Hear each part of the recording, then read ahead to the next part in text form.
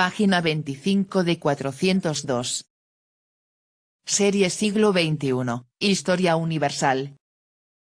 El Imperio Chino, por Herbert Franke y Rolf Trauzetel, 1973.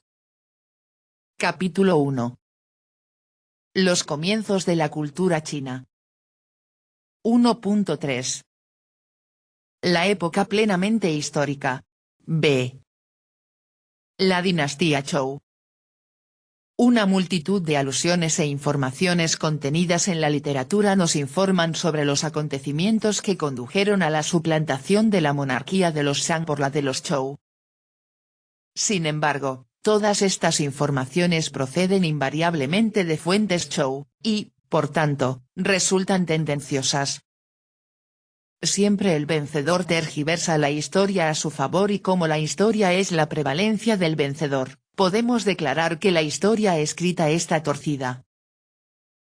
Los Zhou se empeñaron en presentar su acceso al poder como un radical cambio del mundo y la época y exaltar con brillo su propio régimen, contraponiéndolo a la depravación e ineptitud de los Shang, a cuyo último soberano se pinta como un dechado de crueldad y perversidad. Con el transcurso del tiempo las fuentes van ennegreciendo su figura con más y más fervor hasta conferirle, para usar las palabras de Arthur Waley, una especie de satánica grandeza. Esto vendría a ejemplificar el nacimiento y evolución de las leyendas, pero deberíamos observar cuán persistentemente se ha mantenido la pauta del depravado último soberano perteneciente a una estirpe determinada, surgida inicialmente con el cambio Shang-Zhou, y así descubrir el estereotipo historiográfico que ha ejercido influencia a través de milenios. En realidad, los Zhou no deben haber representado, ni cultural, económica y socialmente, un cambio profundo en la historia. Los nuevos señores adoptaron la cultura Shang en líneas generales, hecho que se documenta asimismo gracias a los hallazgos arqueológicos. Ni siquiera el arqueólogo moderno puede clasificar numerosos bronces rituales más que como Shang tardío o Zhou inicial. Los cambios operados a raíz del acceso de los Zhou al poder afectan solamente a ciertas esferas de la realidad histórica. La estirpe de los Zhou dio a China la sucesión dinástica más larga de su historia. El periodo comprendido entre 1122, fecha tradicional, por tanto, incierta, y 221 a.C. se solía dividir en una época Zhou temprana, occidental, 1122-771 a.C. y una tardía, oriental, 771-221 a.C. Estas denominaciones se deben a la localización geográfica de las capitales. De las fuentes surge otra división. Esta distingue una época Zhou temprana, desde el inicio de la dinastía hasta el año 722, periodo abarcado por la crónica Primavera y Otoño, Chunqiu, 722-481, y, finalmente, la época de los estados en guerra, Chankuo, desde el año 481 hasta el fin de los estados independientes y la creación del Imperio Unido. Como quiera que se divida el largo periodo ocupado por la dinastía Zhou, se constatará necesariamente, a mediados del primer milenio a.C., una transformación brusca, un cambio hacia nuevas formas sociales y de pensamiento. Así podría distinguirse un feudalismo temprano, que se prolongaría hasta el siglo VI a.C., y un feudalismo tardío, comprendido entre los siglos VI y III a.C. Las fechas absolutas que registra la historiografía china solo se remontan hasta el año 481 a.C. Con respecto a los tiempos anteriores, las fuentes resultan contradictorias, e incluso las inscripciones en bronce fechables, que no son pocas, no han podido dar hasta el momento ninguna seguridad en cuanto a la fecha que haya de asignarse al comienzo de la dominación Zhou. El dato tradicional de 1122 a.C. procede, tal y como ha demostrado Everard, de especulaciones cronológicas de la época Han sobre el nacimiento de Cristo, siendo, por tanto, seguramente inexacto. Incluso las más inteligentes y recientes investigaciones sobre esta cuestión solo han podido establecer una fecha aproximada, más o menos, 1100 a.C. La residencia primitiva de los Zhou se encontraba en la parte occidental del territorio imperial de los Shang, aproximadamente en la actual provincia de Shenxi. El fundador del imperio, que obtuvo la victoria sobre los Shang, fue el rey Wu, el belicoso. Sobre su 12º antepasado, un tal duque Liu, se dice que fundó el dominio de Pin en el curso superior de los ríos Wei y Qing, en Shenxi. Allí ejerció la noble estirpe de los Zhou su dominio sobre los agricultores.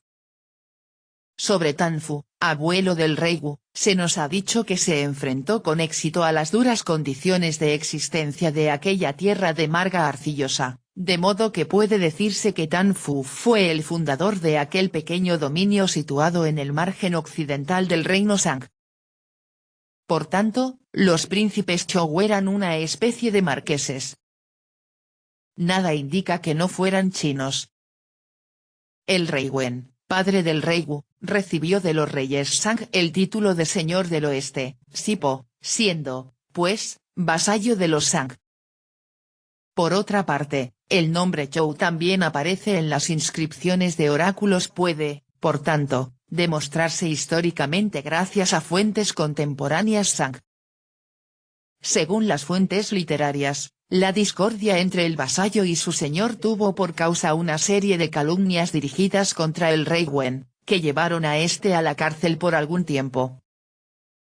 Además, en la corte de los Shang aumentó el descontento entre los dignatarios, que en parte se unieron a los Zhou. Sin embargo, el verdadero motivo del ataque de los Zhou a sus señores fue el deseo de trasladarse de las tierras montañosas de Shenxi y Shanxi, poco favorecidas por la naturaleza, a las fértiles llanuras Huanggo, es decir, al núcleo central del territorio de los Shang. No interprete nada, solo observe cómo los conflictos entre humanos, son meramente económicos. Durante el reinado de Wu de los Zhou, se desató una guerra con el rey Shang, que perdió la vida durante la toma de su residencia. Sin embargo, el rey Wen regresó a su territorio originario e hizo de Ao, en la región del actual Chang'an, la capital de todo el reino. En el periodo posterior, el territorio del reino de los Han se repartió entre los partidarios de los Zhou. El norte correspondió principalmente a miembros del linaje real, y el resto del reino a los nobles que habían apoyado a los Zhou a tiempo.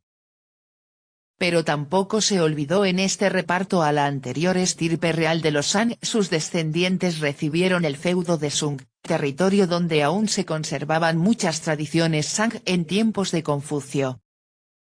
El empleo de la expresión feudo no implica que deban exagerarse las analogías con el feudalismo europeo de la Alta Edad Media.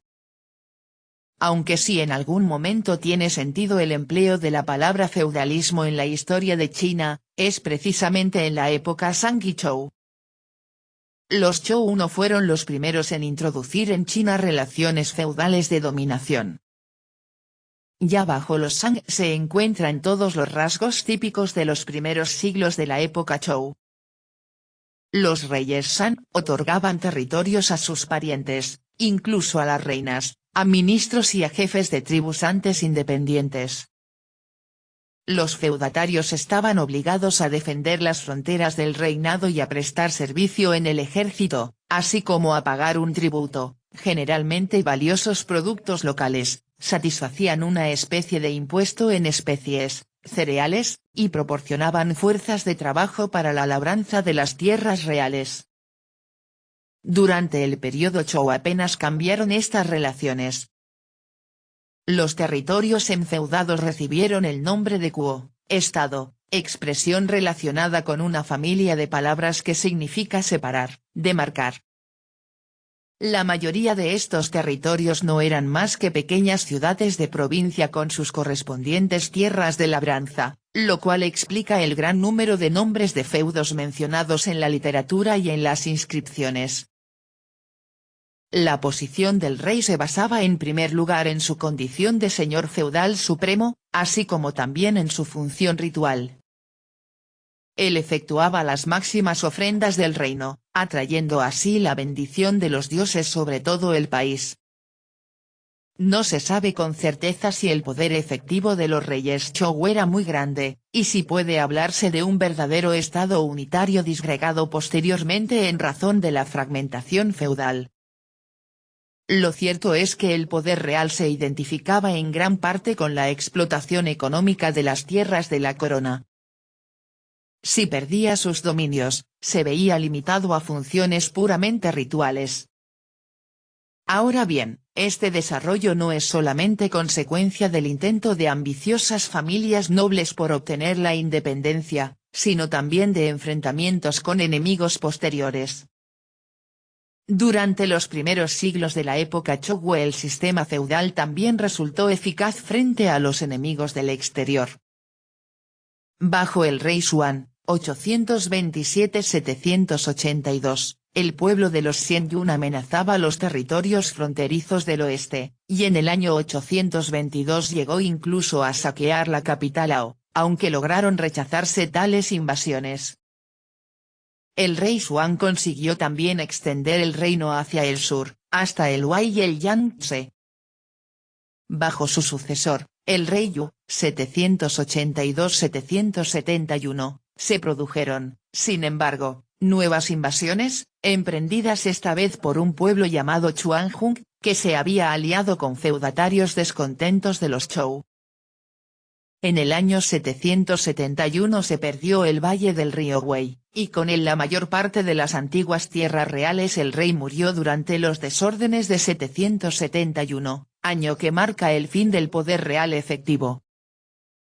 Uno de sus hijos se hizo cargo del gobierno, haciendo de Loi, cerca del actual Onanfu, en Honan, su residencia. Allí, en medio de las posesiones de los feudatarios, no podía hablarse ya de un poder dinástico, y el supremo señor tampoco podía hacerse cargo de la defensa militar del reino. Así, a partir del siglo VIII la realeza de los Zhou fue convirtiéndose paulatinamente en una realeza meramente protocolaria. Página 30.